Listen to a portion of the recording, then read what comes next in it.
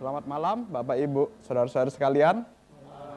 Kita akan melanjutkan tema kita di PA ini. Hari ini kita akan membahas moral relatif, moral yang relatif.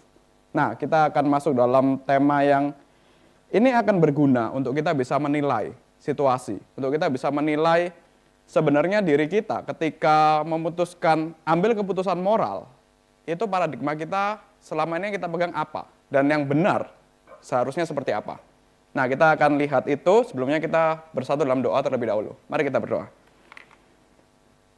Bapa kami yang di surga, kami bersyukur Kau yang telah pimpin kami untuk boleh mengikuti PA pada malam hari ini.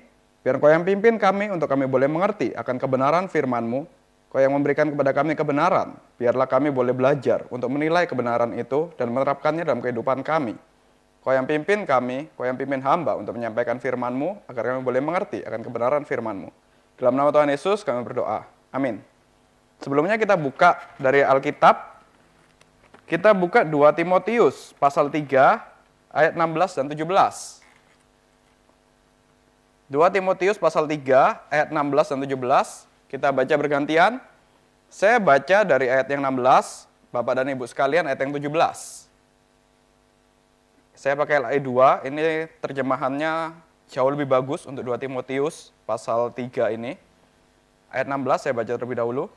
Seluruh kitab suci diilhamkan Allah dan bermanfaat untuk mengajar, untuk menyatakan kesalahan, untuk memperbaiki kelakuan, dan untuk mendidik orang dalam kebenaran.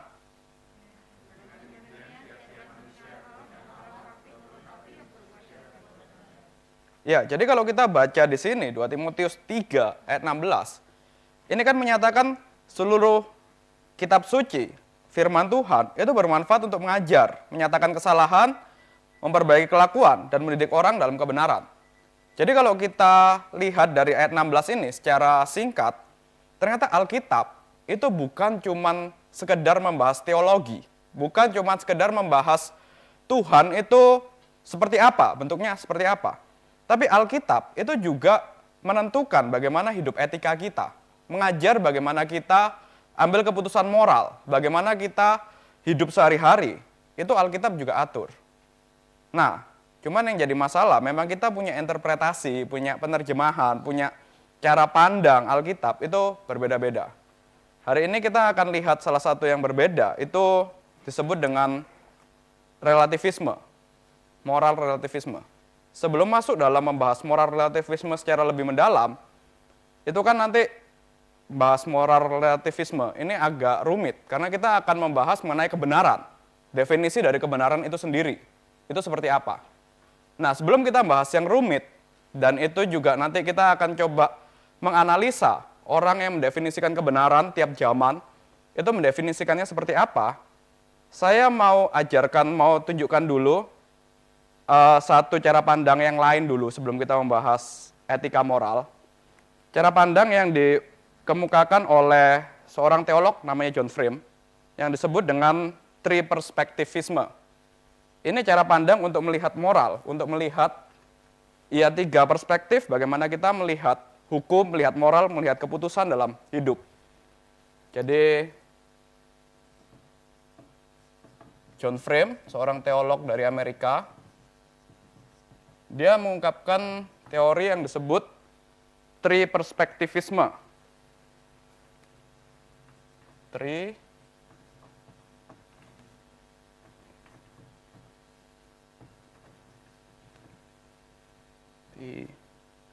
Tribalism. Nah, jadi di sini John Frame itu ciri khasnya selalu pakai segitiga. Ini disebut dengan normatif.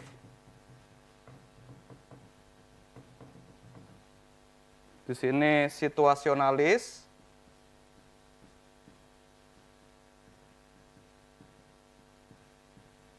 Di sini eksistensialis.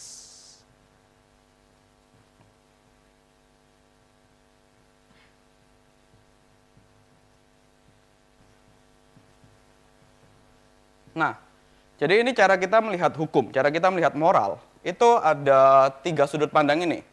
Yang pertama, ini disebut normatif. Normatif itu maksudnya norma-norma yang berlaku. atau hukum. Jadi kalau kasih contoh Alkitab, itu ada 10 perintah Allah, itu masuk dalam normatif. Nah, ini hukum yang mutlak, hukum yang harus dijalankan. Kita bisa bilang ini sebagai kebenaran yang objektif, normatif. Ini apapun situasinya, apapun orangnya, itu taat pada hukum ini, normatif. Ya, kalau mau ngomong 10 perintah Allah ini, kenapa bisa bilang normatif? Ya, paling enggak kita tahu semua agama, semua orang, itu percaya membunuh itu dosa. Jadi ini berlaku untuk, ya ini norma yang berlaku umum lah, normatif. Tapi kemudian ada juga norma situasionalis, norma yang berlaku berdasarkan situasi. Ini misalnya hukum adat. Kalau yang normatif ini bisa bilang Pancasila, UUD 45, itu normatif di Indonesia. Tapi Indonesia juga punya hukum adat. Tiap daerah itu punya hukum adatnya sendiri. Punya, ya kalau orang melakukan kesalahan di suatu adat tertentu, nanti akan ada hukumannya sendiri. Atau tindakan yang dianggap biasa di daerah lain, itu dianggap berbeda, dianggap kesalahan di daerah satunya.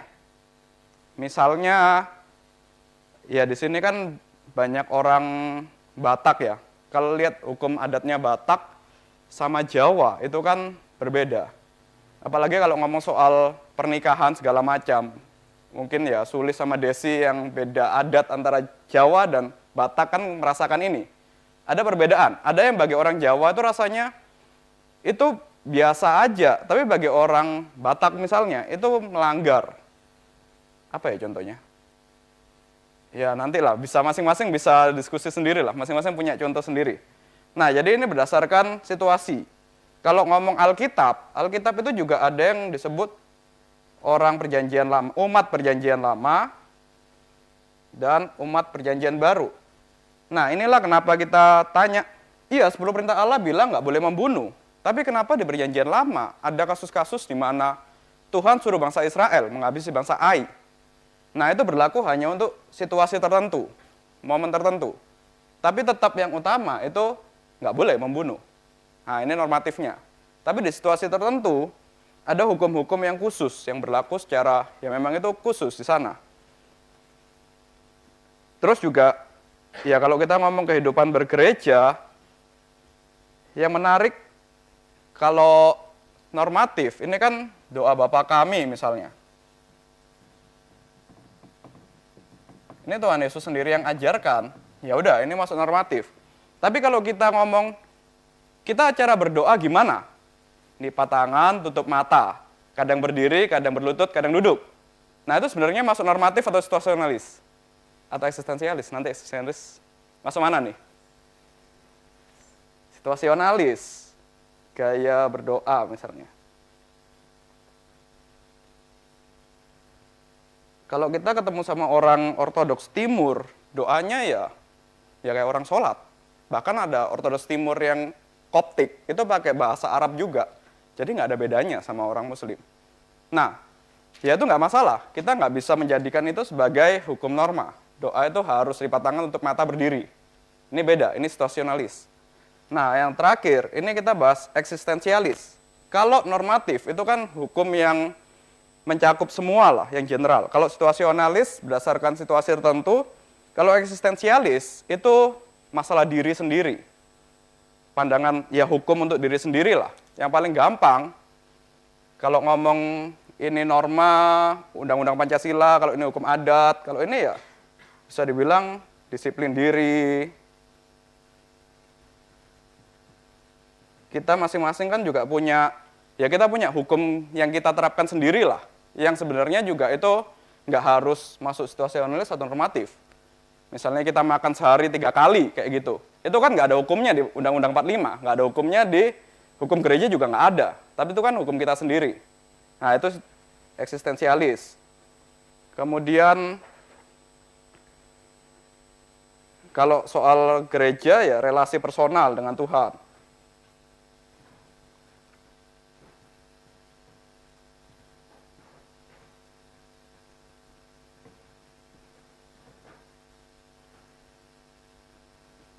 Ya kalau ngomong doa ya ini permohonannya. Tiap orang punya permohonan doa kan beda-beda.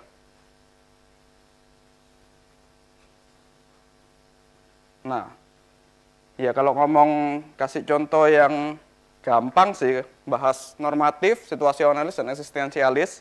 Ini kan kita tiap hidup, memang kita diajarkan, oke, kita menerapkan firman Tuhan, menerapkan kehidupan Kristen itu dalam seluruh kehidupan.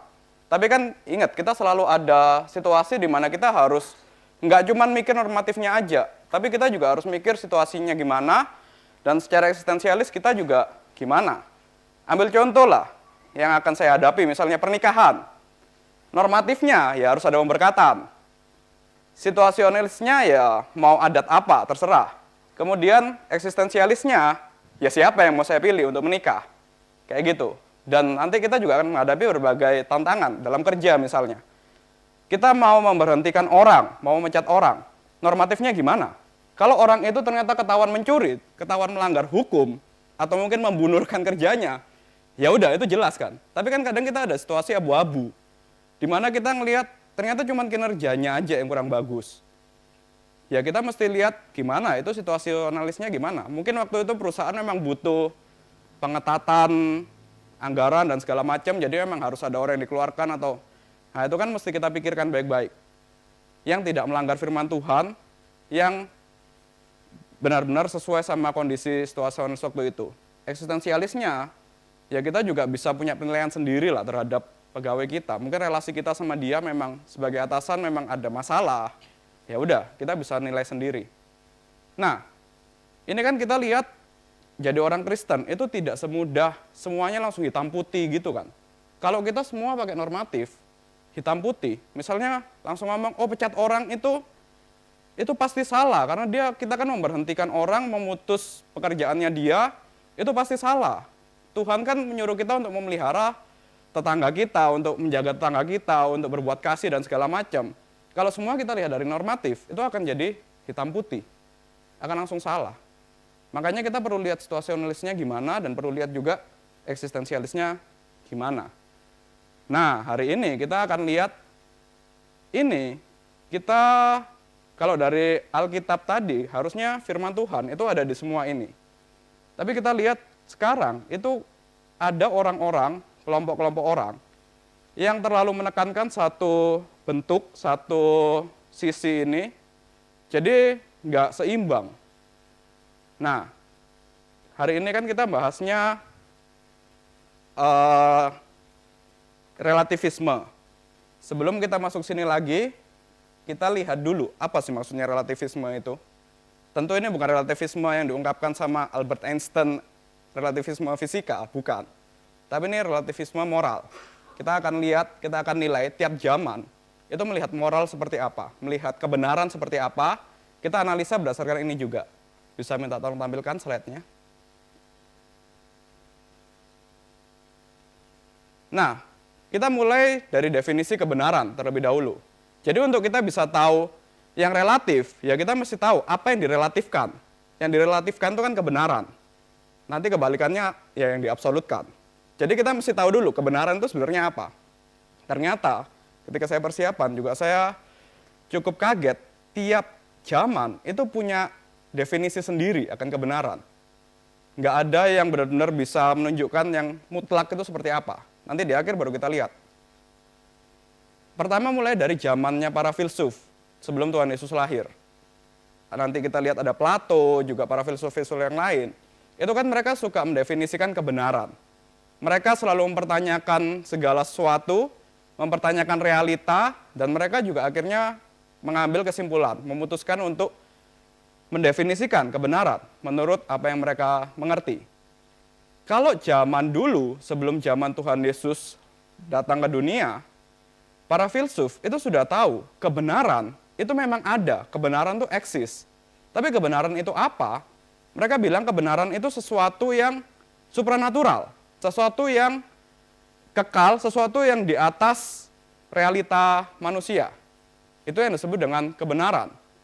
Jadi kebenaran ini didasarkan pada hal-hal yang di atas natural, bukan yang natural yang bisa kita lihat, kita sentuh, itu masih cuman bayang-bayang dari kebenaran. Itu cuman sebagian dari kebenaran. tapi kebenaran itu sendiri yang di atas itu.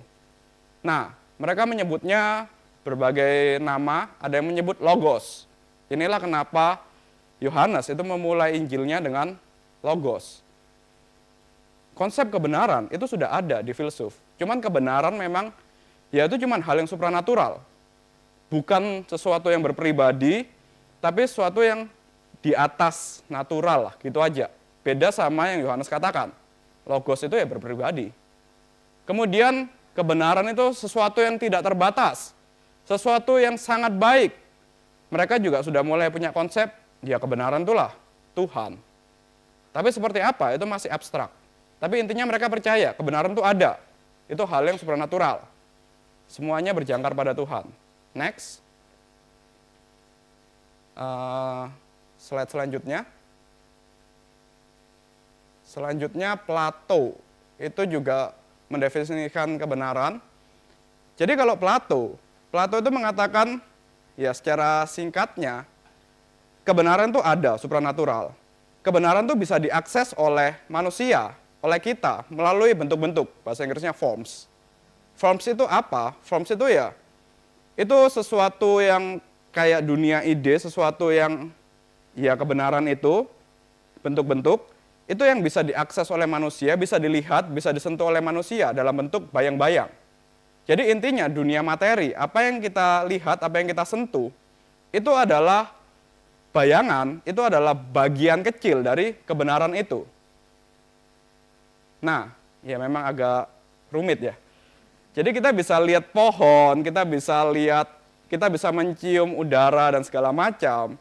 Itu adalah bayang-bayang, bagian kecil, pecahan-pecahan dari kebenaran itu.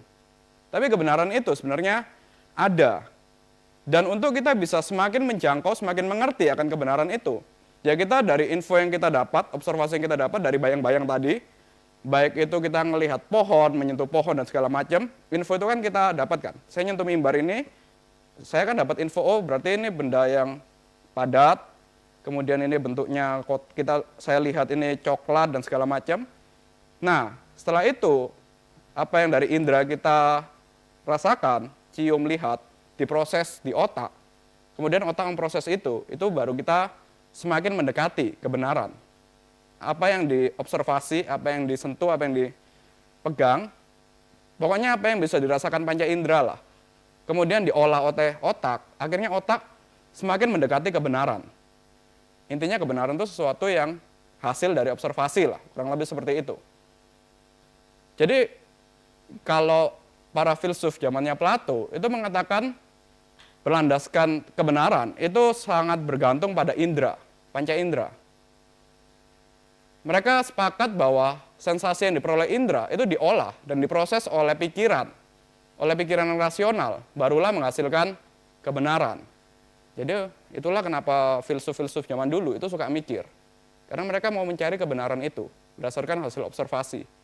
Ada yang lihat air, kemudian mengatakan ya air itulah yang pertama kali ada, air itulah kebenaran, misalnya kayak gitu. Jadi apa yang mereka lihat itu mereka olah di rasio, mereka rasionalkan, itu menjadi semakin mendekati pada kebenaran. Jadi rasio itu membuka jalan pada kebenaran. Dan yang menarik, mereka juga percaya sang kebenaran itu yang tadi disebut sebagai Tuhan, itu juga sesuatu yang rasional. Jadi untuk kita bisa mengakses Tuhan, ya kita harus pakai rasio. Melalui rasio kita bisa tahu Tuhan, kita bisa tahu kebenaran. Nah, ini konsep dari zamannya Plato. Kemudian selanjutnya, dari zamannya Plato kita langsung lompat ke zaman medieval. Medieval ini sebelum reformasi. Jadi tahun 400-an sampai tahun 1400, ini agak mirip masih sama Plato. Cuman kalau orang-orang gereja Katolik pada waktu itu, dia mengatakan kebenaran itu sifatnya spiritual. Kalau tadi Plato bilang kebenaran itu ya ide, kebenaran itu ya hasil observasi kita, hasil kita merasionalkan, tapi itu bentuknya masih ide. Kalau di sini gereja itu sudah mengatakan ya kebenaran itu spiritual. Sifatnya spiritual, dan kalau Plato itu mengatakan ada konsep kebaikan yang tidak berubah, itulah kebenaran.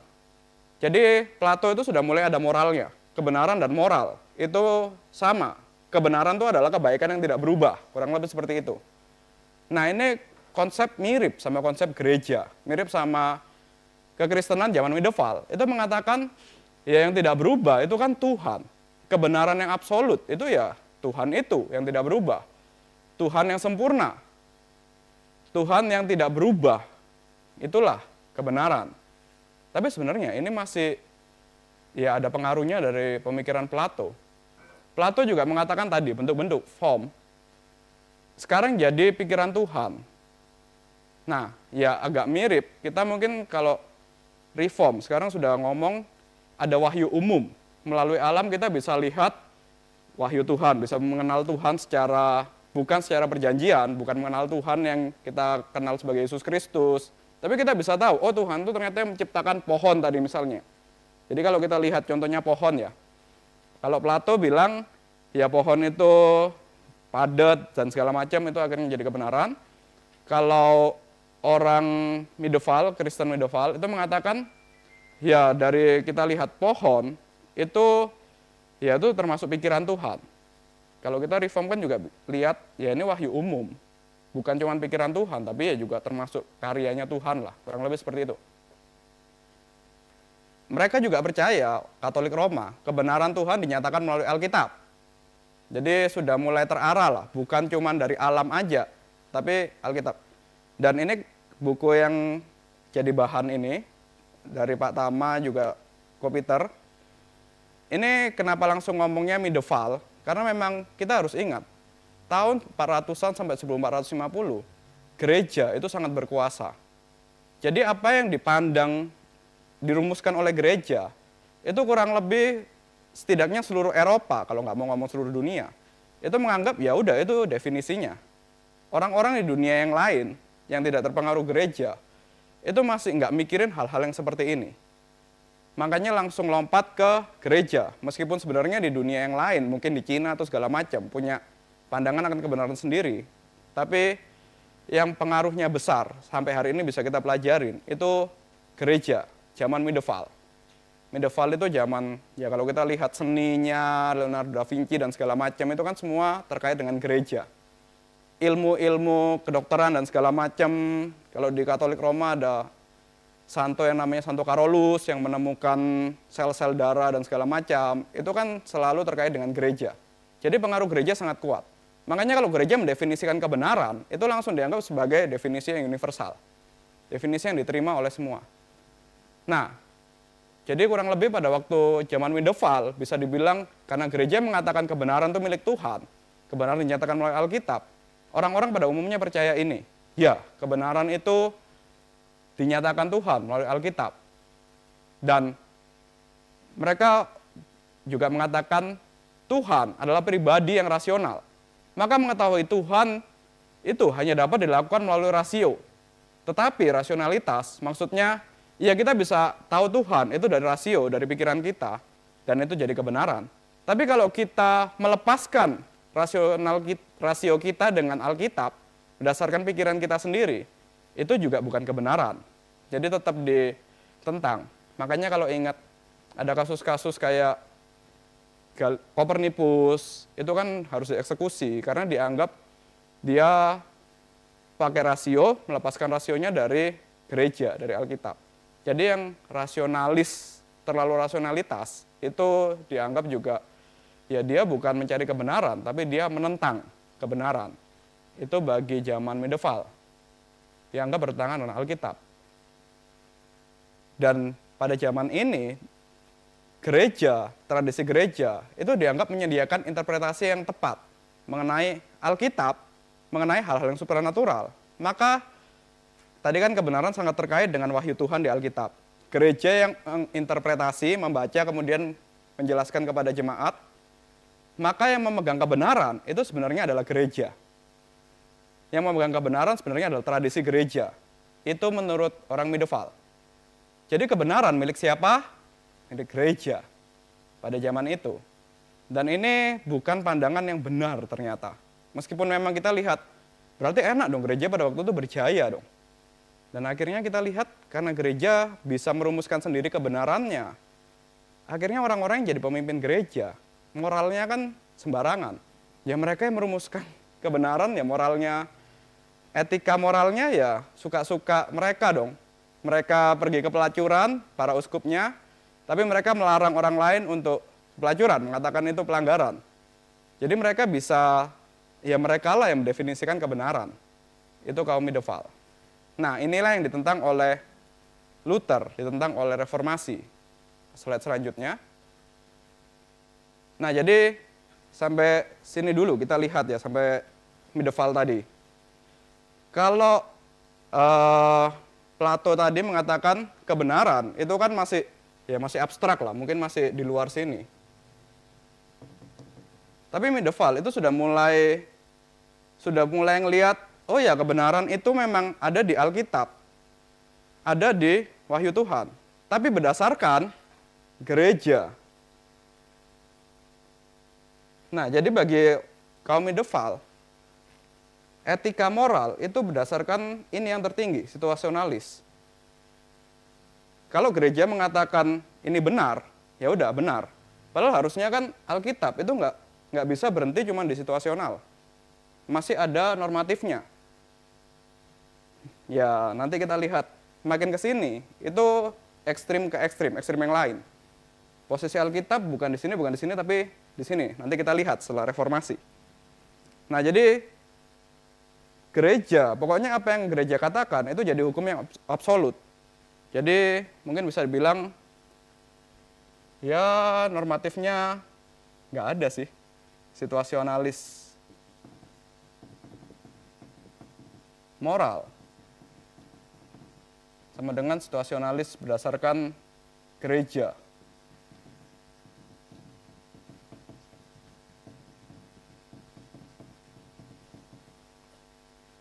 Sekarang kita masuk ke reformasi. Slide. Martin Luther itu mengatakan nggak bisa, moral itu nggak bisa ditentukan oleh gereja. Martin Luther mengatakan ada istilah priesthood of all believer. Jadi yang bisa mengklaim kebenaran itu bukan cuman gereja. Setiap umat percaya yang telah dipimpin oleh Roh Kudus itu bisa mengakses sendiri Alkitab. Bisa mengakses sendiri firman Tuhan yang sesuai tadi yang ya masih agak sesuai sama Middeval, yang di Alkitab. Inilah ada kebenaran. Kita bisa akses kebenaran itu melalui Alkitab, melalui firman Tuhan. Tetapi bukan lagi melalui saringan gereja aja. Tapi semua orang, semua umat percaya yang dipimpin Roh Kudus, yang punya Alkitab di tangannya, itu bisa mengakses kebenaran. Maka mereka bisa memiliki kebenaran, bisa mengerti akan kebenaran itu. Setiap orang yang dipimpin oleh Roh Kudus. Setiap umat Kristen memiliki kemampuan dan kesempatan untuk menafsir Alkitab. Untuk bisa tahu kebenaran. Pemikiran ini secara drastis menjadikan kebenaran dapat diakses oleh individu secara demokrasi. Yang ini berbeda dengan tadi Middeval yang mengatakan harus gereja yang mengakses kebenaran. Next. Kebenaran berasal dari Tuhan yang diwahyukan melalui Alkitab, mirip kayak Katolik Roma. Tapi bedanya sekarang udah nggak ada saringannya. Kita semua, ya saringannya Roh Kudus. Roh Kudus yang mengiluminasi, menginspirasi penulis Alkitab, mengiluminasi kita yang membaca. Jadi kita bisa akses kebenaran. Kita bisa tahu kebenaran. Kebenaran ini tidak melalui filter eksternal, yaitu gereja Katolik atau filter-filter eksternal yang lain. Tapi kebenaran diwahyukan secara pribadi oleh Roh Kudus. Dan karena itulah pertanyaannya bukan lagi apa itu kebenaran, tapi bagaimana aku tahu kebenaran? Ya dari baca Alkitab. Itulah kenapa orang Kristen, Protestan, itu bisa punya Alkitab sendiri tiap pribadi. Masing-masing baca sendiri Alkitab. Berbeda dengan Roma Katolik yang baru akhir-akhir ini ada pausnya menggerakkan untuk membaca Alkitab. Tapi kalau kita sejak reformasi, anak kecil yang mendorong gerobak ke pasar pun itu juga bisa loh untuk tahu Alkitab, untuk bisa mengakses kebenaran. Dengan baca Alkitab akan tahu kebenaran. Nah, jadi ini yang membedakan. Jadi kalau kita lihat di sini, itu sebenarnya kebenaran itu sudah mulai bisa diakses oleh diri. Tapi tetap dengan membaca Alkitab. Jadi Alkitab itu justru posisinya jadi di normatif. Tapi diri ini bisa oleh pimpinan Roh Kudus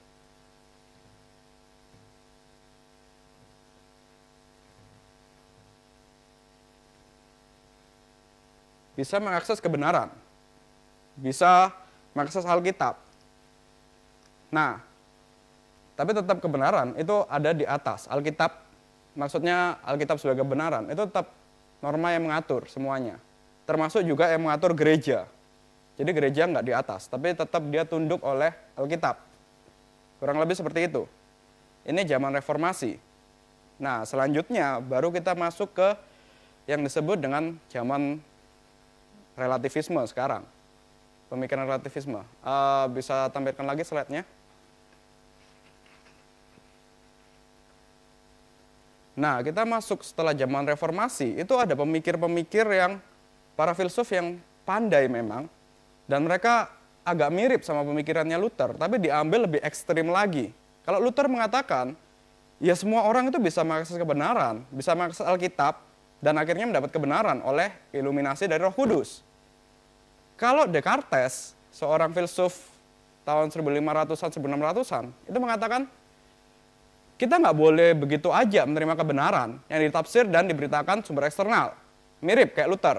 Tapi kalau Luther itu cuma mengatakan, setiap orang bisa baca Alkitab, setiap orang oleh pimpinan Roh Kudus itu bisa menafsir Alkitab dan disitulah ada kebenaran. Kalau Descartes ini bukan cuma ngomong bisa mengakses, dia bahkan mengajarkan untuk kita harus curiga kalau ada gereja atau kelompok orang lain yang mengatakan kebenaran itu menurut Alkitab yang saya tafsir adalah ini. Nah, kita harus curiga itu. Slide-nya lagi. Jadi kita mesti ragu terhadap sumber eksternal yang menafsirkan kebenaran. Kita harus meragukan segala sesuatu. Meragukan segala sesuatu adalah bentuk berpikir. Dan pemikir itu membutuhkan keraguan. Dan ini bukan cuman berhenti pada gereja dan Alkitab, bagaimana menafsirkan Alkitab sebagai kebenaran dan segala macam. Akhirnya pikiran ini itu berkembang sampai lebih luas lagi dalam seluruh kehidupan. Kalau ada orang kasih info, ya kamu harus ragu dong. Jangan kamu percaya gitu aja. Harus meragukan setiap informasi yang kamu terima. Karena itu kan sumber eksternal.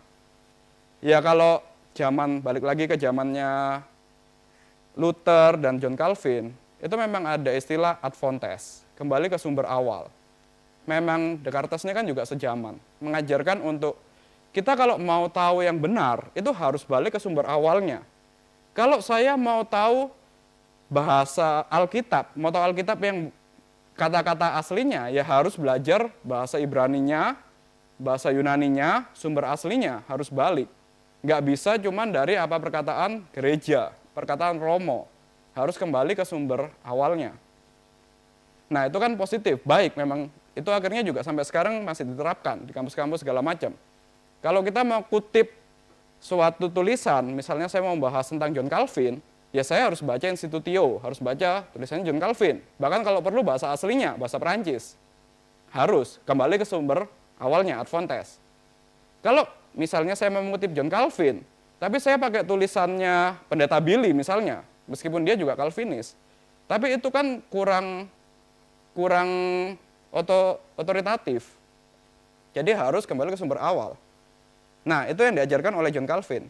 Kalau Descartes itu lebih sadis lagi. Dia mengatakan bukan cuma nggak boleh mengutip dari tulisan kedua atau ketiga, tapi itu kan filter dari Pak Billy misalnya. Kamu harus curiga, mungkin Pak Billy salah baca, mungkin Pak Billy salah tulis tentang John Calvin. Nah, jadi bayangkan kalau kita diajarkan punya pemikiran seperti ini. Saya berkhotbah, hamba-hamba Tuhan berkhotbah di mimbar. Yang ada di pikiran jemaat pasti, kayaknya dia salah baca, kayaknya dia salah menafsirkan Alkitab. Kayaknya Tuhan Yesus tuh nggak bilang kayak gitu. Jadi harus ragukan segala apa yang dikatakan, yang di luar sumber utama. Itu Descartes. Dalam dunia pendidikan dan segala macam, ya memang bagus. Kita perlu sih untuk meragukan segala sesuatu. Tapi nggak sampai se-ekstrim itu. Next, PowerPoint-nya. Sebelumnya. Jadi satu statement yang terkenal dari Descartes, I think therefore I am.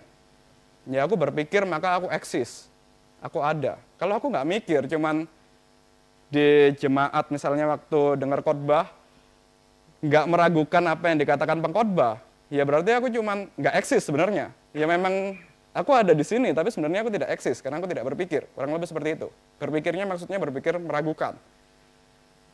Nah, jadi di sini itu sudah mulai bergeser. Kebenaran itu bukan lagi berdasarkan Tuhan. Kalau Plato tadi ngomong kebenaran itu supernatural, masih ada konsep Tuhan. Middeval, Katolik Roma itu mengatakan ya kebenaran Tuhan sendiri.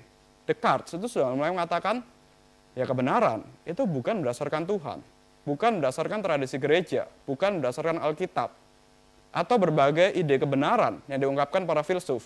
Termasuk tadi dia meragukan juga Plato dan filsuf-filsuf yang lain yang mengatakan kebenaran. Kayaknya mereka semua salah deh. Kebenaran itu hanya berdasarkan rasio kita, rasio saya yang menilai itu benar atau tidak. Nah, jadi ini sudah mulai bergeser ke, kalau tadi kan masih ada Alkitab lah, masih ada Tuhan lah, masih ada gereja.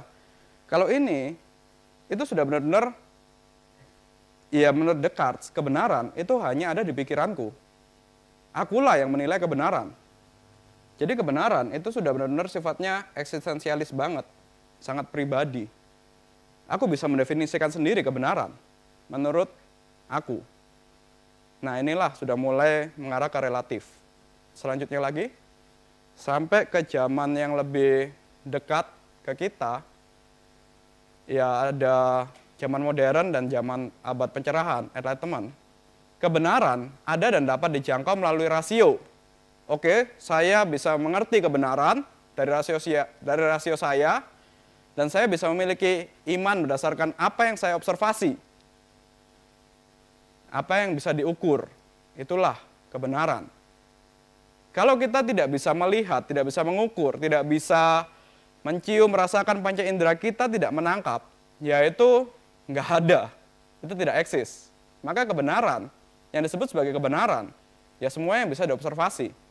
Segala sesuatu yang bisa dimasukkan dalam kaca preparat, kemudian dilihat dengan mikroskop, itulah yang disebut dengan kebenaran. Itu sudah masuk dalam zaman modern dan pencerahan. Jadi etika, jiwa, kemudian tentang Tuhan, ya kita nggak bisa ngelihat Tuhan, nggak bisa ngelihat jiwa.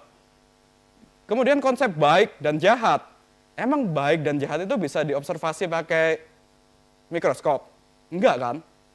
Jadi itu ya bukan kebenaran, nggak ada baik, nggak ada jahat, nggak ada yang, ya sesuatu yang tidak bisa diobservasi, itu tidak nyata. Itu hanya preferensi pribadi, itu hanya sekedar tes, rasa aja. Jadi kebenaran itu berdasarkan observasi. Segala yang tidak dapat diobservasi dengan mikroskop, seperti kejahatan, kebaikan, cinta, itu merupakan sesuatu yang bukan kebenaran. Itu nggak ada. Itu sudah masuk zaman modern dan abad pencerahan. Kemudian selanjutnya, nah yang sekarang masuk, kita sekarang juga masih mengalami zaman postmodern, setelah zaman modern. Ini lebih mengerikan lagi. Jadi kalau modern, itu kebenaran tadi direduksi sebagai apa yang bisa diobservasi. Postmodern ini bahkan mempertanyakan nilai dari hasil observasi itu. Jadi kayak misalnya peneliti, dia sudah mengobservasi suatu objek, dilihat di mikroskop, kemudian dia bikin laporan.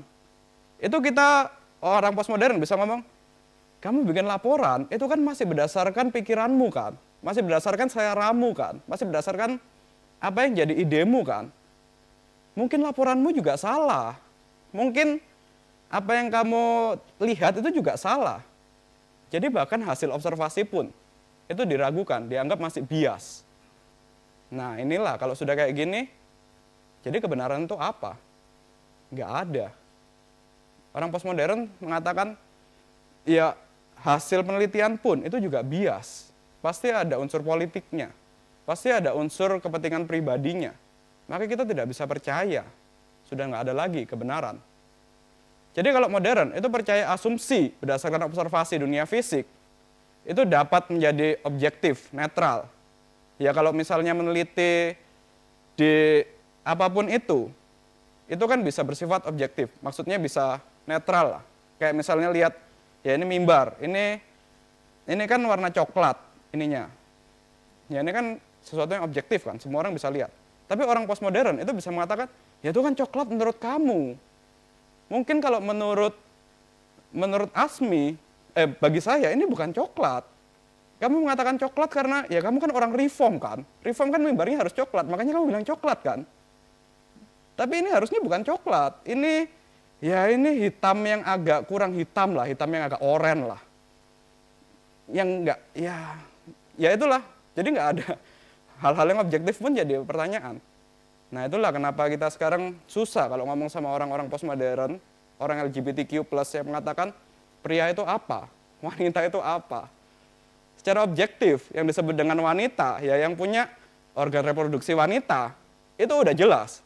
Tapi mereka akan mengatakan, ya kamu kan sudah ada unsur politiknya kan, kamu kan sudah kena budaya kekristenan kan. Yang namanya wanita itu ya orang-orang yang merasa bahagia ketika pakai pakaian wanita. Jadi meskipun seorang ya punya alat reproduksi pria tapi bahagia pakai pakaian wanita, ya dia wanita. Nah, itu baru benar. Jadi ya konsep kebenaran sudah benar-benar kacau zaman postmodern ini. Jadi postmodern itu mempertanyakan konsep yang disetujui bersama dan kebenaran. Misalnya tadi pria wanita itu kan hasil dari persetujuan bersama kan. Ya itu salah, harusnya kita mendefinisikan ulang. Apa itu pria, apa itu wanita. Nah, ini yang disebut dengan kebenaran tiap zaman, ternyata berbeda-beda. Dari yang mengatakan itu Tuhan, tapi tidak berpribadi, abstrak, Plato. Kemudian sampai kepada yang lumayan oke, zamannya medieval, kebenaran itu di Alkitab, tapi didafsir oleh gereja saja. Reformasi yang mengatakan, ya kita semua bisa akses kebenaran. Tapi diambil ekstrimnya sama orang-orang zaman sekarang. Jadi ya kebenaran itu benar-benar berdasarkan aku. Apa yang dipercaya kelompok, apa yang dipercaya ditulis di buku bahkan, itu juga bukan kebenaran masih ya itu berdasarkan aku. Next, sudah habis? Oh masih ada. Ya ini tokoh besarnya Friedrich Nietzsche. Nietzsche itu mengatakan klaim kebenaran hanya berlandaskan sudut pandang dan interpretasi individu. Semua orang bisa mengatakan ini kebenaran. Setiap individu bisa menilai sendiri. Ya kebenarannya misalnya ini tadi, ini warna oranye. Kalau kita ngomong enggak lah ini kan coklat udah jelas. Bagiku oranye. Ini kebenaran. Kalian kalau menantang kebenaran, menantang kata-kataku, berarti kalian menantang kebenaranku. Kurang lebih seperti itu. Tetapi interpretasi ini bukan semata-mata menilai kebenaran, ini yang lebih mengerikan. Apa yang disebut dengan kebenaran adalah sarana untuk menunjukkan power, mengejar kuasa. Jadi misalnya saya mengatakan ini misalnya warna orange, siapa yang setuju saya, berarti ya kalian setuju pada kebenaran. Yang tidak setuju saya, ya berarti kalian tidak setuju pada kebenaran. Posisi saya lemah. Jadi itu terkait dengan posisi, terkait dengan power. Maka apapun yang mendukung pandangan individu dan membantu kita mendapat kuasa itulah kebenaran. Inilah kenapa susah ngomong sama orang LGBTQ. Kalau kita ngomong, ya kamu tuh sudah Alkitab ngomong pria wanita, ya udah pria wanita, nggak ada yang lebih. Ya itu kan kebenaranmu. Alkitab kan belum tentu kebenaran, mereka bisa ngomong gitu. Kemudian kita ngomong, kamu dari tampangnya, dari fisiknya tuh cowok. Enggak, aku cewek. Kamu sedang menantangku. Kamu sedang menantang kebenaranku. Kamu salah. Dan mereka akan mencari mungkin politikus atau siapapun yang mendukung posisi dia. Dan mengatakan, nah ini kan kebenaran. Dia ini kebenaran. Saya didukung oleh dia. Inilah kebenarannya. Nggak akan bisa ketemu sama yang disebut kebenaran absolut. Yang disebut dengan kebenaran objektif. Kalau ngomong sama orang-orang yang seperti ini. Jadi kesimpulannya dari Nietzsche, kita tidak dapat menuniversalitaskan interpretasi kebenaran. Jadi bisa ambil contoh Osama bin Laden. Kalau kita kan tahu lah itu orang jahat. Kalau kita lihat dari kacamata ini misalnya, dia membunuh. Alkitab mengatakan dia membunuh itu dosa, maka dia orang jahat. Tapi ternyata saya adalah orang yang mungkin menikahi anaknya Osama bin Laden. Maka bagi saya, ya itu baik dong. Bapak mertua saya itu baik. Nggak ada yang salah dengan dia. Jadi bisa ditafsir sendiri. dia adalah pahlawan bagi orang-orang yang mendukung posisi dia. Dan yang kedua, kebenaran bersifat relatif berdasarkan kepentingan tiap individu. Nah, ini baru kita masuk apa yang disebut dengan relativisme moral. Yang mendukung kepentingan individu, mendukung agenda saya, itulah kebenaran. Yang tidak mendukung, ya itu bukan kebenaran. Kenapa kekristenan sekarang selalu dibilang bukan kebenaran? Karena kekristenan berani mengatakan LGBTQ salah, kemudian berbagai isu-isu yang lain kita dengan tegas mengatakan ini salah, itu kan jelas-jelas tidak mendukung mereka. Maka langsung dibilang, ya kekristenan itu kuno, itu bukan kebenaran. Kebenaran adalah ya sekarang yang mendukung. Kebenaran hanyalah sarana untuk meraih power, kekuasaan. Sehingga klaim kebenaran bersifat menekan. Maksudnya ya opresif.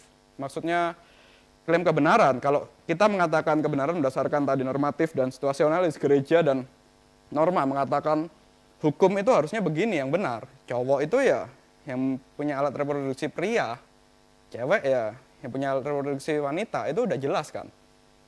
Itu langsung dibilang, ya kamu opresif, kamu sedang menekan. Sebaliknya juga mereka yang mencari kebenaran berdasarkan pikiran mereka sendiri dan orang-orang yang mendukung, itu juga opresif juga kepada kita, langsung ngomong, ya kamu salah. Makanya orang-orang LGBTQ itu kan galak-galak sebenarnya. Kalau mau ngobrol sama mereka, ngomong rasio segala, mereka akan langsung marah, langsung meludahi kita. Kurang lebih seperti itu. Opresif, karena mereka cuma cari power aja. Jadi ini yang disebut dengan kebenaran itu relatif.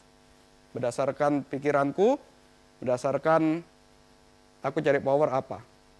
Nah, kita masuk dalam bagian selanjutnya. Sampai sini ada yang mau bertanya, diskusi? Sebelum nanti masuk di 2 poin terakhir mengenai ya sebenarnya ada nggak sih yang relatif benar-benar dan bagaimana respon kita menanggapi ini. Lanjut dulu, Bu Leni.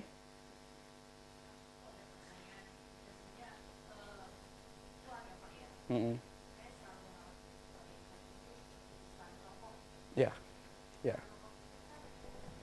Iklan rokok itu kan dibuat satu ya apa namanya tulisan, contohnya bisa menyebabkan kanker gitu ya. Tapi masih tetap diproduksi, masih tetap ada kalau kita lihat juga kan membantu istilahnya kan karena bisnis jadi membantu orang lain gitu. Nah kalau tadi saya ikutin kan berarti ada semacam kebenaran tapi kayak normatif gitu loh Pak. Saya nggak tahu apa ini, menurut Bapak gimana? Karena kan di satu sisi itu berbahaya, udah jelas-jelas bahkan mereka sendiri menuliskan gitu. Tapi di satu sisi masih tetap diproduksi dan bahkan dilegalitas ya kalau untuk pemerintah gitu. Itu Pak, gimana? Terima kasih Bu Leni. Jadi kalau ngomong rokok itu menyebabkan kanker, itu kan kita bisa bilang kebenaran kan. Tapi kebenaran menurut siapa? Kebenaran yang seperti apa? Kalau bagi dokter misalnya, ya ada Pak Wiro, ada mungkin negara juga sampai akhirnya ngomong, ya itu memang menyebabkan kanker. Itu secara normatif, emang iya jelas.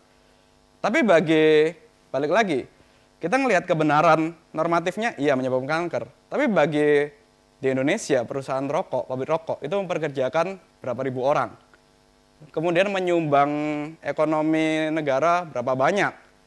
Secara normatif, kalau kita mematikan perusahaan rokok, itu juga mematikan ribuan orang, ribuan keluarga yang butuh kerjaan. Kemudian juga mematikan berapa persen ekonomi Indonesia. Jadi ya itu kebenaran yang secara situasionalis. Kemudian bagi pengguna rokok, eksistensialisnya. Kalau saya nggak ngerokok, justru saya stres. Justru saya bisa langsung mati nih kalau nggak ngerokok sekarang. Jadi sebenarnya ya kebenarannya rokok itu membuat saya bahagia secara eksistensialis. Ya, orang-orang postmodern itu mengatakan, kamu yang tidak mendukung aku merokok, ya kamu sedang melawan kebenaran itu. Kebenaran yang benar itu ya, menurutku rokok itu sehat. Rokok itu alat untuk, ya daripada aku stres, daripada aku nanti bunuh diri dan segala macam, rokok inilah obatnya. Nah itu eksistensialisnya menurut dia. Kalau kan harusnya ya itulah postmodern sudah mendefinisikan sendiri kebenaran. Jadi sangat menekankan eksistensialis. Ya nanti di akhir kita lihat, ini bukan berarti eksistensialis itu pasti salah, normatif pasti benar, atau ini setengah benar, setengah salah. Enggak, nanti kita lihat di akhir. Itu, boleh nih. Pak Joy?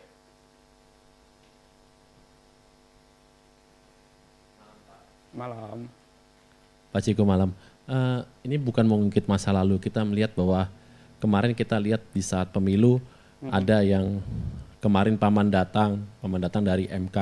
Iya. Nah, itu kita melihat bahwa di situ kan ada kesalahan etika. Tetapi kekuasaan itu tetap berjalan. Iya. Nah, di situ juga umat Kristen ada yang terpecah menjadi dua. Satu mendukung, satu yang menolak. Iya. Nah, menurut pandangan dari Pak Jeko, ini nyata-nyata kita lihat di depan mata, secara relativitas moral sendiri bagaimana, apakah sesuai dengan firman Tuhan atau tidak? Itu Pak Jeko. Makasih. Wah, susah ya. Ya kalau ngomong secara normatif, tetap kan Alkitab mengatakan kita mesti tunduk lah pada pemerintahan. Jadi proses hukumnya itu kita serahkan pada pemerintah, pada ya entah itu MK, pengadilan dan segala macam. Kalau ternyata secara hukum negara nggak terbukti ada pelanggaran, ya udah kita bilang secara normatif, ya udahlah itu oke lah, nggak ada masalah. Nah itu masalahnya kita perlu buktinya. Kalau mau lihat itu kan kita tetap mesti cari yang namanya objective truth kan. Objective truth kan bisa, ya kalau tadi misalnya pakai pemikirannya yang Descartes dan segala macam, apa bukti yang bisa dilihat? Apa bukti yang bisa didengar? Apa bukti yang bisa ditunjukkan? Kalau ternyata memang bukti itu tidak ditemukan, ya udah, itu berarti bukan kebenaran kan. Meskipun ya memang sebenarnya bukan cuman itu sih untuk menunjukkan benar atau salah. Tapi ya balik lagi, kita mesti mau nggak mau ikut apa kata Alkitab sebagai hukum normatif, mengatakan kita mesti tunduk lah, kita mesti taat pada negara. Kalau negara akhirnya memutuskan memang tidak bersalah, ya udah kita ikuti secara normatifnya. Kenapa? Ya. Ya kalau mau lihat dari sisi dianya ya sebenarnya emang ya bisa dibilang begitu. Mungkin dia menganut pandangan relativisme itu. Pokoknya apa yang mendukung aku punya kuasa, aku dan keturunanku punya kuasa, ya udah semua yang mendukung aku itulah yang benar. Memang ini rumit, kita mesti lihat dulu lah bukti-buktinya. Kalau misal nih, kalau ngomong normatif kan ngomong Alkitab kan. Tadi contohnya kayak gini. Ya kita bisa tafsir, kita bisa terjemahkan. Alkitab mengatakan apa? Apakah orang itu melanggar 10 perintah Allah? Ya enggak juga. Tapi kalau kita sekarang ngomong misalnya gimana pandangannya GRII terhadap kasus ini. Kemudian kita langsung ambil posisi. Tafsir sendiri, ambil posisi, kemudian seluruh jemaat ambil posisi, ya kita berarti melihatnya secara situasionalis. Ambil kebenarannya secara situasionalis. Ya kita percaya masih hukum Indonesia sebagai norma tertinggi kan. Jadi kalau hukum Indonesia mengatakan ya udah nggak ada buktinya kalau bersalah, ya udah kita ikutin itu. Kalau yang ya memang kita Indonesia hukumnya itu berusaha untuk seimbang lah. Masih ada hukum adatnya, masih ada undang-undangnya, kemerdekaan pribadi, demokrasi pribadi juga sangat diperhitungkan. Jadi berusaha untuk seimbang. Tapi kita ya tetap ada norma yang di atas lah yang kita ikut. Gitu Pak Joy. Nggak tahu gimana. Susah ya jawab. Ada lagi? Wali? Kalau menurut pandangan reform, Iya, mutlak kebenaran. betul. Betul ya? Mm-mm. Itu menurut orang yang reform, tapi yang non reform. Nah, ini yang menarik. Ya, terima kasih Pak Ali. Ya kita ambil contoh kasus yang sekarang lagi marak lah, Kristen progresif. Kalau dengarkan dia bikin video, dia bilang apa? Menurut saya, Habib ini harusnya diterima oleh Tuhan.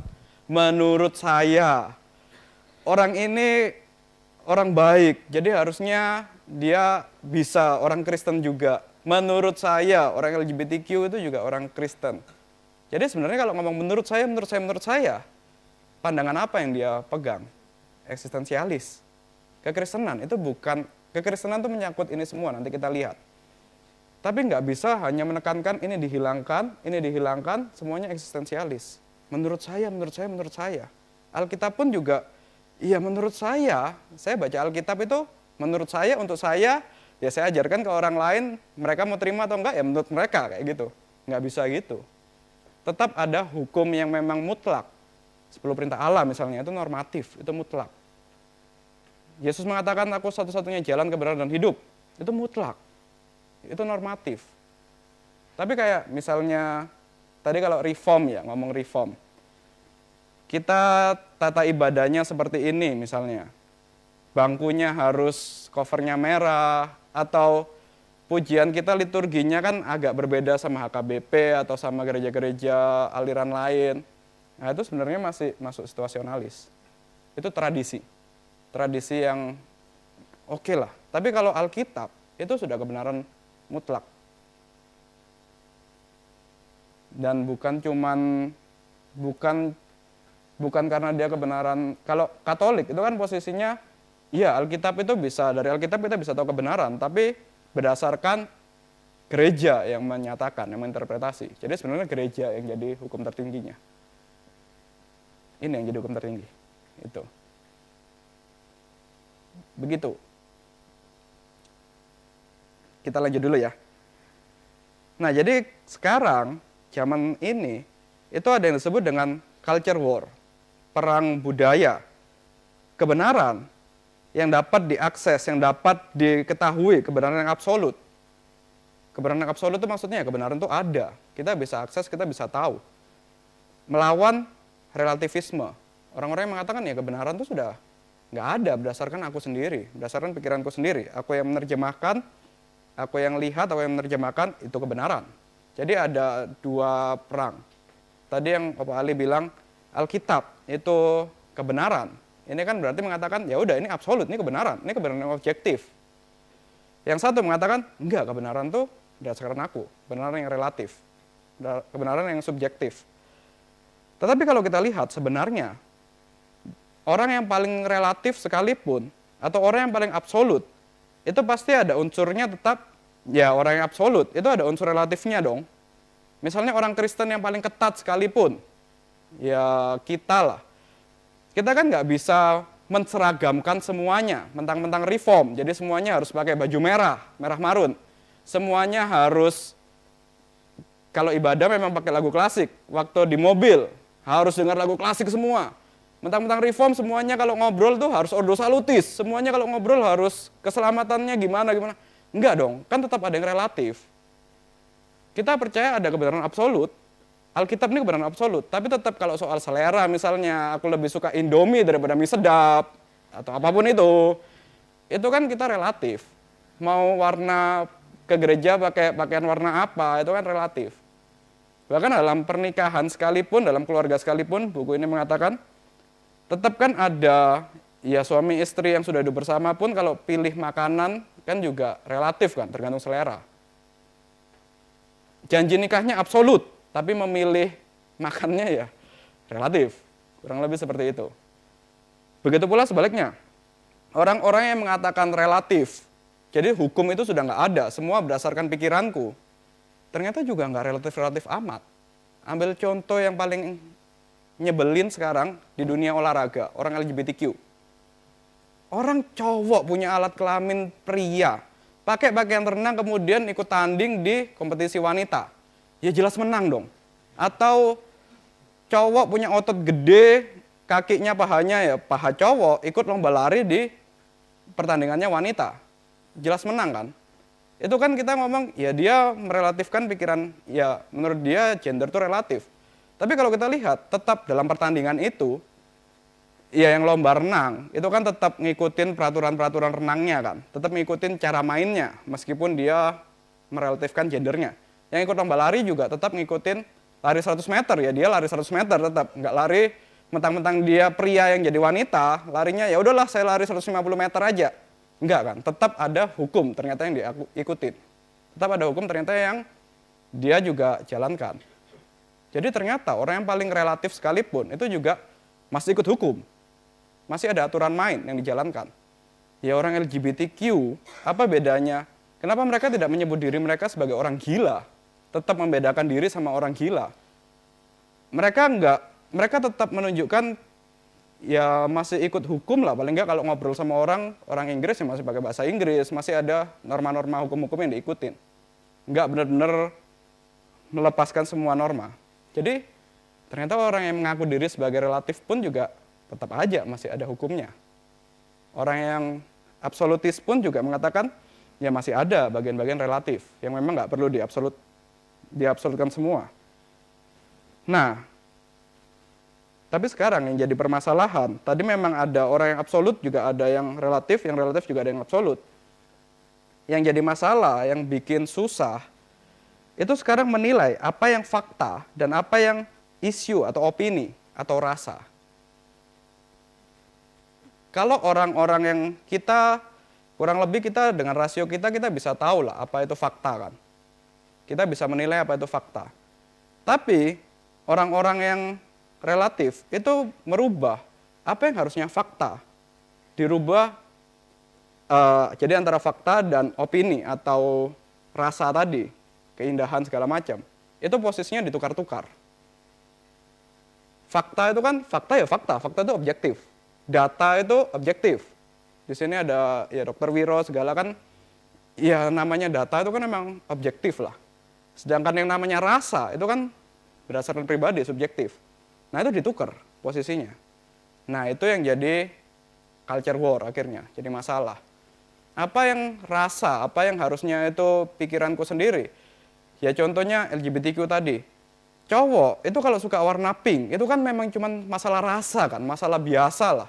Ya udah dia suka warna pink, tapi secara objektif dia punya kelamin pria. Ya udah dia pria yang suka warna pink, kayak gitu. Nah ini ditukar, karena dia suka warna pink, maka dia wanita.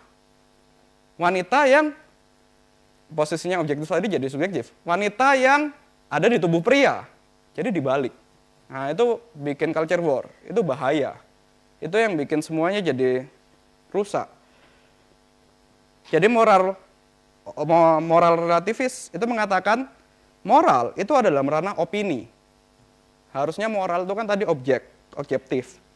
Dijadikan jadi opini. Yang opini jadi objek. Dia mengatakan moral itu tidak bisa diobservasi.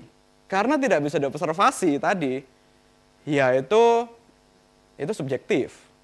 Baik jahat itu kan nggak bisa dimasukin preparat kemudian dilihat di mikroskop kan. Ya jadi itu ya subjektif dong. Nah ini yang jadi masalah. Tidak bisa diobservasi, tidak bisa diukur. Jadi misalnya kalau ada contoh kasus yang juga marak tentang aborsi. Aborsi itu boleh dilakukan kalau kita ukur seberapa banyak dia melakukan aborsi. Itu kita bisa bikin aturan. Karena itu kan bisa dihitung kan, bisa diukur, bisa diobservasi. Tapi kalau ngomong aborsi itu salah atau baik atau jahat, ya nggak tahu ya. Itu ngapain kita bahas itu? Itu nggak bisa diukur, baik atau jahat aborsi. Tapi kalau kita mau ngomong dampaknya terhadap ibu yang melakukan aborsi itu ternyata buruk, nah itu baru kita baru kita bisa ngomong karena memang ada bisa diukur.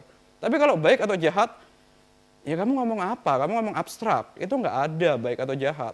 Tapi kalau kamu mau tanya boleh aborsi 1, 2, atau 3 kali, lah kita bikin aturan itu. Karena bisa dihitung.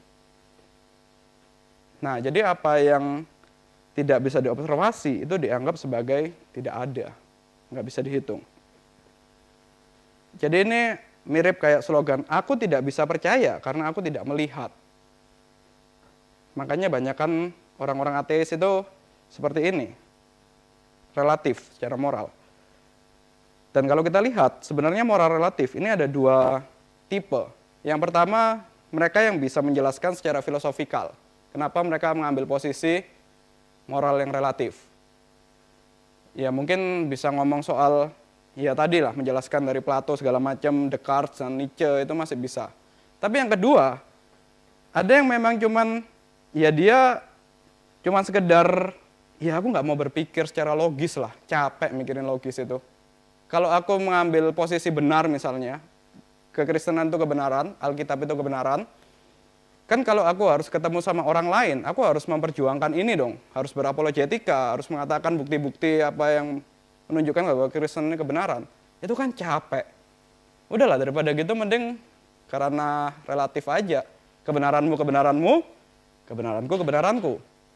Nah ini juga yang ketemu kalau kita penginjilan kan sering tiba-tiba orang, bahkan orang agama apapun tiba-tiba waktu awal-awal ngobrol masih oke-oke, tiba-tiba terakhir dia ambil posisi relatif. Kebenaranmu, kebenaranmu, kebenaranku, kebenaranku. Karena ya capek kalau memperjuangkan terus kebenaran yang menurut kita. Nah, inilah kenapa Kristenan sekarang itu juga mending ambil posisi Kristen progresif. Kamu baik, ya udah kamu baik. Meskipun Alkitab tidak mengatakan itu sebenarnya baik. Jadi alasan munculnya kaum moral relatif karena mereka melihat kebenaran sebagai sesuatu yang susah untuk dipertahankan, susah untuk daripada aku susah-susah berpikir membela kebenaran, maka mereka memutuskan ya udah relatif aja. Dan yang kedua, mungkin mereka juga melihat bahwa kebenaran itu tidak menarik. Kalau sampai ini yang terjadi, berarti ini kesalahan kita, kesalahan kekristenan.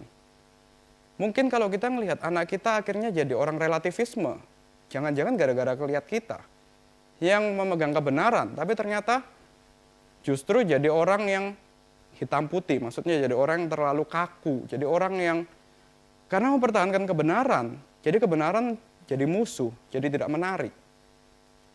Nah kalau kita lihat Alkitab, ya memang Alkitab itu kebenaran, tapi ada kalanya. Paulus juga mengatakan ketika kepada orang Yunani, dia seperti orang Yunani, ngomong pakai bahasa Yunani. Kepada orang Ibrani, ya pakai bahasa Ibrani. Berusaha untuk, dia ngomong sama para filsuf, pakai pikirannya para filsuf untuk mempertahankan kebenaran. Sedangkan kita mungkin, ya kita tahu ini kebenaran, tapi kita berusaha untuk pakai, ya cuman sekedar ngajar, nunjukkan emosi aja. Kamu ikut ini kamu benar, nggak ikut ini kamu salah. Jadi hukum atau kebenaran itu terasa dingin, terasa impersonal, dan tidak peduli terhadap kondisi lingkungan yang unik. Nah ini orang yang terlalu normatif banget. Ya saya cerita sedikit pengalaman di STT. Ketika jadi mahasiswa teologi, itu kan ada orang-orang yang memang mengabsolutkan norma kan. Jadi ya, pokoknya kalau kamu tidak melakukan ini sesuai sebenarnya tradisi, itu kamu salah, kamu nggak bisa jadi hamba Tuhan. Sampai ya saya beserta dengan pendeta almarhum pendeta Rudi, itu menyebut ada beberapa kelompok mahasiswa yang disebut neofarisi. Karena itu ngeri banget. Mereka tuh ngomong, kamu jadi hamba Tuhan, kalau kamu di meja makan kemudian ketawa, kamu bukan hamba Tuhan, kamu nggak bisa jadi hamba Tuhan. Itu kayak gitu-gitu. Jadi dia ngomong, hamba Tuhan dia memang tahu kebenarannya Allah Tritunggal, misalnya itu 3 pribadi 1 esensi. Tapi ketika ketemu sama orang yang lain, langsung ngomong kamu ini sesat, kan jangan gitu dong, ada konteksnya. Orang itu mungkin seumur hidup belum pernah belajar Allah Tritunggal. Harusnya kita jelaskan dong yang benar, nggak bisa hitam putih gitu. Kita mesti tahu konteksnya orang itu. Dan kita juga mesti tahu, ya secara eksistensialnya, secara pribadinya dia, kayak di STT itu kan berat, ada kalanya memang stres juga. Nggak ditanyain kenapa kamu stres gini, malah langsung dijudge. Kamu ini melanggar ini. Ya nggak bisa gitu dong. Tetap meskipun ada norma yang harus jalankan, tapi kan juga mesti tahu dong konteks pribadinya dia apa.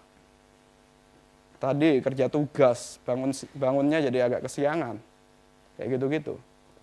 Nah, jadi saya sendiri itu juga sempat ada di posisi ini ya orang-orang, ya, saya sendiri sekarang termasuk orang-orang reform ini ya, dingin sekali, hitam putih semua ngelihatnya.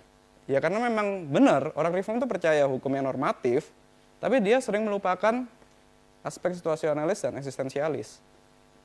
Jadi inilah kenapa muncul orang-orang relativisme. mungkin kesel sama orang Kristen yang langsung judgmental hitam putih. Tanpa lihat situasinya, tanpa lihat eksistensialnya. Nah,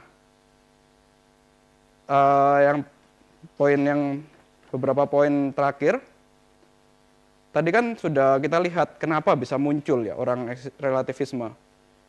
Sekarang pertanyaannya kenapa pilih menjadi moral relatif? Orang-orang moral relativisme ini kebanyakan ternyata itu anti-intelektual. Pokoknya kalau kita lihat tadi penilaian, ya dia ngelihat semuanya ini bukan berdasarkan sesuatu yang objektif, tapi berdasarkan diri sendiri, penilaian sendiri. Itu kan semuanya berdasarkan rasa kan, emosi. Nah, jadinya ya udah emosiku bahagia, maka ini benar. Ini juga masuk di kekristenan masalahnya. Kekristenan relatif. Karena aku merasa bahagia Tuhan hadir. Padahal apa yang disampaikan, ya mungkin bukan firman Tuhan, tapi karena merasa bahagia, pokoknya dengar khotbah nggak usah mikir terlalu susah, pokoknya dia ketawa atau mungkin menangis, ya udah ini kebenaran. Anti intelektual. Malas berpikir secara lebih. Penekanannya pada emosi dan susah untuk berargumen atau mempertahankan argumen. Yang kedua, kenapa orang ambil posisi moral relatif? Mungkin juga karena kita pingin tampil baik. Karena kita pingin kelihatan baik. Demi menjaga perasaan orang, kayak misalnya tadi, kita misalnya ketemu sama orang yang penginjilan, mau menolak kita, tapi demi menjaga perasaan kita, kan dia ngomong, iya jalanmu, jalanmu, jalanku, jalanku. Kita pun juga mungkin kalau ketemu sama orang, tahu orang itu salah, orang itu melanggar hukum Tuhan misalnya, melanggar 10 perintah Allah, sudah bercerai dan segala macam dengan alasan yang memang dia selingkuh dan segala macam, tapi kita ragu untuk melanggar. Kita mengatakan berusaha untuk direlatifkan lah. Ya mungkin memang begini. Karena kita nggak mau kelihatan sebagai orang jahat. Maunya cuman ya supaya dapat penerimaan dari orang itu. Nah inilah alasan yang kedua. Kenapa orang memilih jadi moral relatif.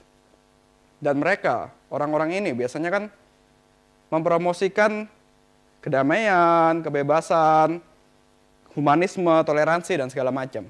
Alkitab kan juga mengatakan itu, jangan bermusuhan lah. Jangan, Amsal juga mengatakan ya, lebih baik punya teman lah daripada punya musuh. Karena alasan itu, jadi kita merasa, ya udah kalau menyatakan kebenaran nanti jadi musuh. Relatif aja, kebenaranmu, kebenaranku, kebenaranku. Nah ini sebenarnya ya pembacaan yang salah juga terhadap Alkitab. Kemudian kita lihat poin yang selanjutnya. Sebenarnya relativisme itu tetap ada sih poin positifnya. Tetap ada elemen positifnya. Dari kita belajar relativisme, itu kita bisa lihat, kita bisa menentukan moral.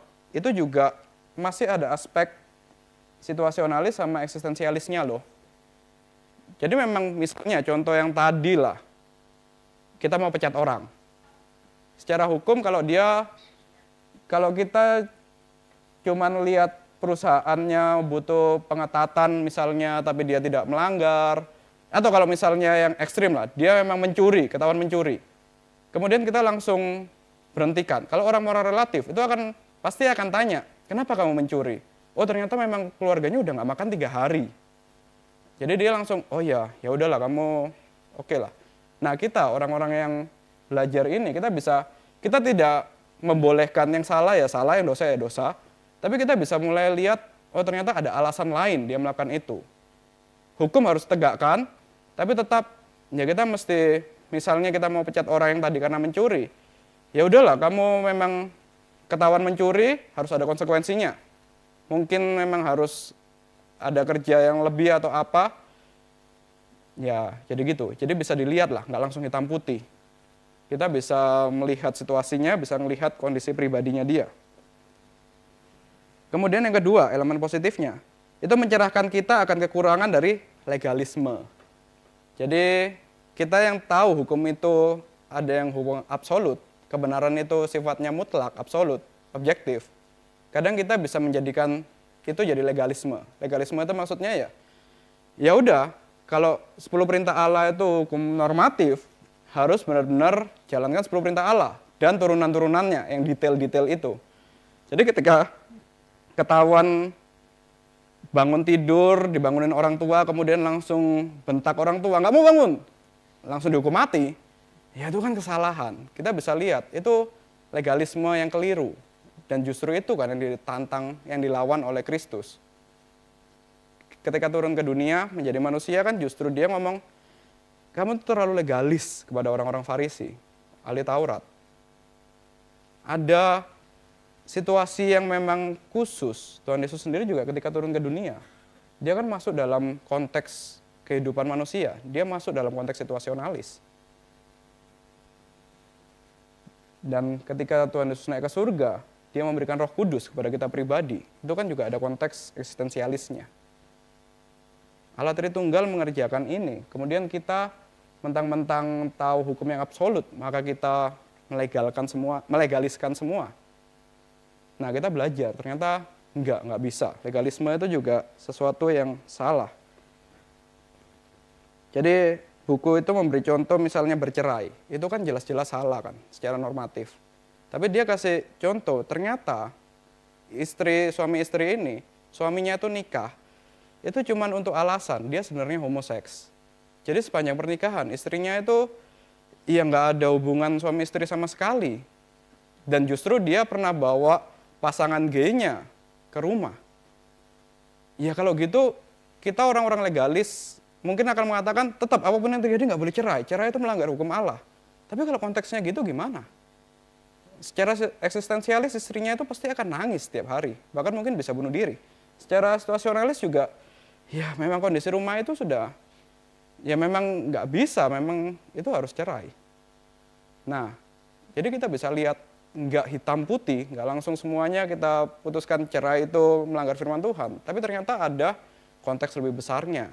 Yang melanggar firman Tuhan yang lebih besar siapa? Yang memang harus itu terjadi, misalnya seperti itu. Dan moral relatif, ini elemen positif yang ketiga, itu memaksa kita untuk lebih reflektif mengenai posisi dan metode etika. Ternyata ada banyak, bukan cuman langsung hitam putih tadi. Tidak dengan mudah mengatakan segala yang diterima massa itu adalah kebenaran. Nah ini yang menarik, kita dalam kekristenan, itu kan juga sering, apa yang massa teriakkan, apa yang dianggap sebagai, ya semua orang misalnya berdoa lipat tangan tutup mata, maka itu kebenaran, karena semua orang melakukan. Tapi melalui relativisme moral, kita belajar, ternyata ya enggak, itu bukan sesuatu yang absolut. Saya ambil contoh di Alkitab. Ketika pemimpin agama mengatakan salibkan dia, beserta massa yang sangat banyak, teriak-teriak salibkan dia, salibkan dia. Kita mungkin bisa, orang-orang yang moral absolut, itu mungkin bisa mengatakan, loh pemimpin agamaku mengatakan salibkan dia. Rekan-rekan kerjaku, rekan-rekan semuaku, rekan sepelayanan, jemaat yang lain mengatakan salibkan dia, salibkan dia. Maka yang benar, ya udah ikutin apa yang massa terbanyak pemimpinku katakan, itulah kebenaran. Padahal ternyata enggak kan. Yang disalibkan Yesus Kristus. Justru yang kebenaran itu sendiri yang didukung cuman oleh 11 orang, oleh ibu-ibu. Maka suara mayoritas itu bukan berarti kebenaran. Kita bisa belajar, iya, kadang memang kalau individu satu orang mengatakan kebenaran, kita bisa melihat, bisa menguji, bisa nggak langsung teriak karena kamu satu orang, maka kamu pasti salah. Kita bisa lihat itu. Mungkin memang ternyata itu kebenaran. Kita harus bisa melihat seperti itu. Dan ya ini secara cepat. Kalau kita yang ambil posisi sebagai moral relatif, ini ada beberapa tantangan kenapa moral relatif itu susah untuk diterima. Yang pertama masalah intelektual untuk mendukung moral relatif. Jadi kecenderungannya orang relativisme moral itu nggak mau berargumen mengenai kebenaran objektif yang di luar diri. Semua yang di luar diri itu pasti salah. Jadi ya kalau mau mendukung itu ya secara intelektual kamu akan langsung dianggap lemah. Kemudian yang kedua, tidak ada orang yang benar-benar hidup sebagai relativisme murni. Tadi udah saya kasih contoh, tetap ada hukum-hukumnya. Tetap ada moral atau kebenaran objektif yang dipegang. Kemudian yang ketiga, relativisme moral itu menentang prinsip keadilan. Apa itu fairness? Kita lihat sekarang Harvey Mois misalnya. Dia korupsi ratusan triliun. Kalau orang yang ngomong relativisme moral, itu akan mengatakan, ya dia nggak berhak dipenjara dong, dia nggak bisa dipenjara dong. Kita bisa ngomong, dia korupsi loh uang negara segitu banyak. Harusnya secara keadilan, dia dipenjara kan? Ya enggak dong, itu kan menurut dia nggak masalah, dia nggak bisa dipenjara. Ya kurang lebih seperti itu. Jadi prinsip keadilan itu hilang. Nggak ada prinsip keadilan. Dan respon kita mesti akui bahwa kita bukan Tuhan. Ada Tuhan yang di luar diri kita yang memberikan hukum. Itu hukum objektif. Itu Alkitab ini. Dan kita juga belajar untuk ketika melihat suatu kondisi, suatu masalah, itu kita lihat. Ya lihat secara mendalam lah, nggak langsung kasih hukum moral tadi. Kita bisa lihat kondisinya dia gimana, situasinya dia gimana, dan secara eksistensialis dia juga gimana. Kemudian yang ketiga, kita bisa lebih rendah hati dan mau mempelajari isu-isu etika yang ya memang tiap zaman berkembang. Setiap masalah etis tidak bisa langsung diadili, tetapi harus dilihat konteksnya, harus dilihat akar permasalahannya. Dan kalau kita lihat Alkitab sebagai moral absolut, itu ternyata lebih banyak membahas mengenai karakter daripada aksi. Jadi maksudnya, Alkitab mengajarkan kita harus adil, kompasionet, dan mengasihi, dan toleran.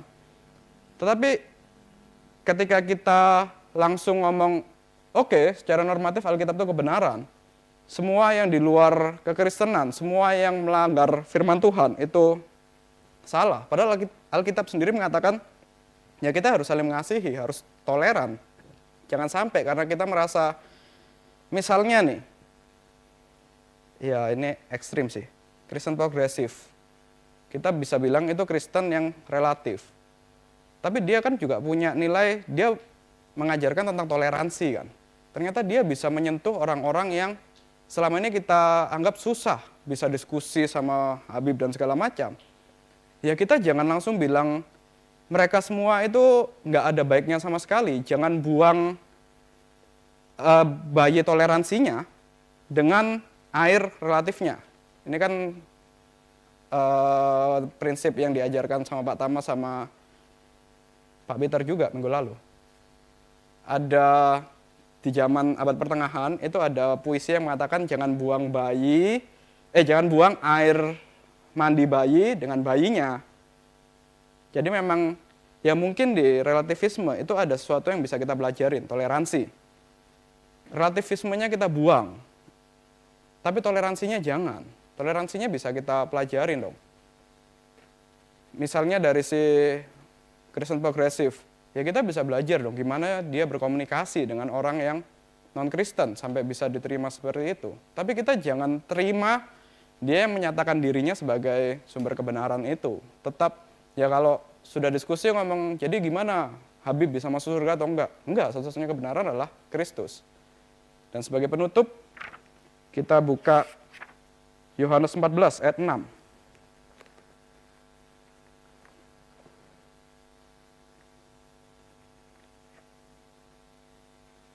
Yohanes 14 ayat 6, saya bacakan. Kata Yesus kepadanya, Akulah jalan, kebenaran, dan hidup. Tidak seorang pun datang kepada Bapa kalau tidak melalui aku. Yang menarik, ketika kita mengatakan Tuhan Yesus sebagai jalan, kebenaran, dan hidup, kalau Tuhan Yesus mengatakan diri sebagai kebenaran, maka dia secara normatif.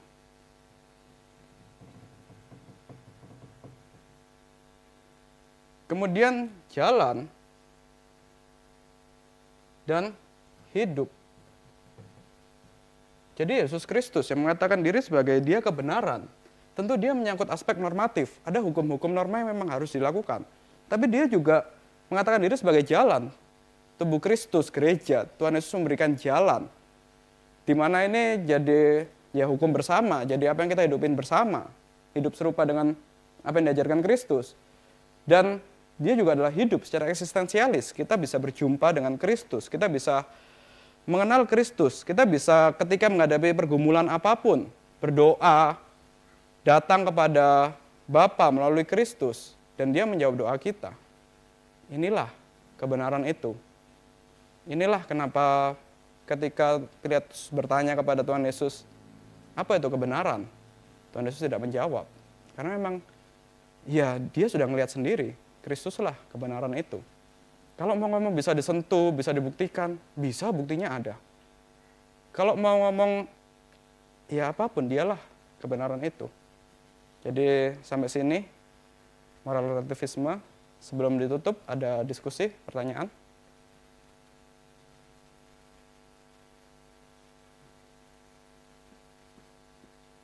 Nggak ada? Yang di online apakah ada pertanyaan? Nggak ada? Oke, kalau nggak ada saya kembali. Kita tutup dalam doa dulu. Bapa kami yang di surga, kami bersyukur kepada Engkau, Engkau yang memberikan kepada kami wahyu melalui Alkitab, Engkau yang menyatakan dirimu sebagai kebenaran yang mutlak, sebagai kebenaran yang di luar diri kami. Maka biarlah kami belajar untuk tunduk pada kebenaran itu, biarlah kami tidak menjadi sombong menjadikan diri kami sebagai kebenaran. Tapi biarlah kami boleh ikut pada Engkau, ikut pada kebenaran yang sejati. Dan kami boleh meresponi tantangan dunia yang menawarkan bahwa kebenaran itu tidak ada. Biarlah kami boleh berpegang teguh kepada Engkau, tetapi juga boleh menyatakan bahwa kebenaran itu ada di dalam Kristus, di dalam Engkau. Biarlah Engkau yang pimpin kami, biarlah Engkau yang pimpin cara pandang kami akan dunia, sehingga kami terus meninggikan dan memuliakan Engkau. Dalam nama Tuhan Yesus kami berdoa. Amin.